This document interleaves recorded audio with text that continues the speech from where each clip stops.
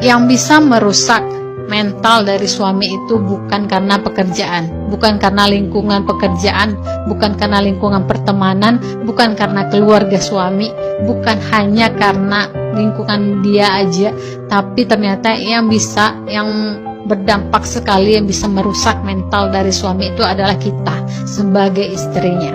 Kenapa aku mengatakan seperti ini? Karena ketika si suami atau kita sudah memutuskan untuk menikah, maka kesehatan mental kita, perasaan kita, kenyamanan dan ketenangan kita itu tergantung dari pasangan kita masing-masing. Teman-teman ngerasa nggak sih kalau misalnya lagi bermasalah dengan pasangan, kemudian kita nggak baikan lah dengan pasangan, intinya itu akan sangat berdampak pada keseharian kita, pekerjaan kita, mood kita, itu sangat berdampak. Nah, kenapa aku sekarang mengatakan bahwasanya rusak enggaknya mental suami tergantung dari kita?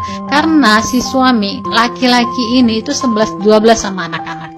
Jiwa mereka, kalau ditanya tentang jiwa mereka, itu sama seperti anak-anak. Mereka itu menjadikan kita tempat mereka yang nyaman, tempat mereka mendapatkan cinta, naungan gitu.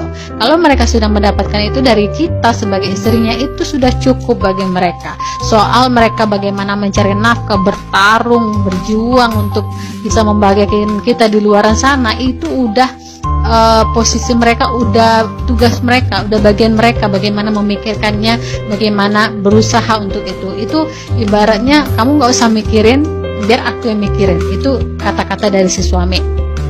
Tapi kalau dari segi kenyamanan, ketenangan, dan untuk menjaga mentalnya, itu adalah tugas kita. Jadi kalau mental mereka itu sehat dan tenang, maka apapun perjuangan mereka, bagaimanapun ide-ide dia dalam berusaha itu akan muncul gitu, akan lancar aja gitu. Tapi kalau misalnya kita sudah merusak mental mereka, semuanya akan hancur, semuanya akan berantakan.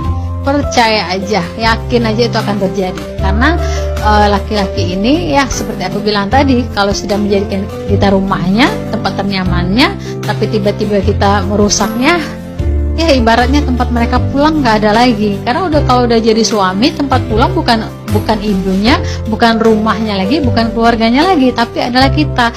Makanya aku selalu motivasi ya bagi teman-teman ya, untuk selalu menjadikan dirinya itu memiliki kualitas yang baik. Jadikan diri kita istri yang baik, istri yang terbaik, istri yang memang menjadi idaman bagi suami kita, menjadi tempat ternyaman, menjadi rumah bagi suami kita.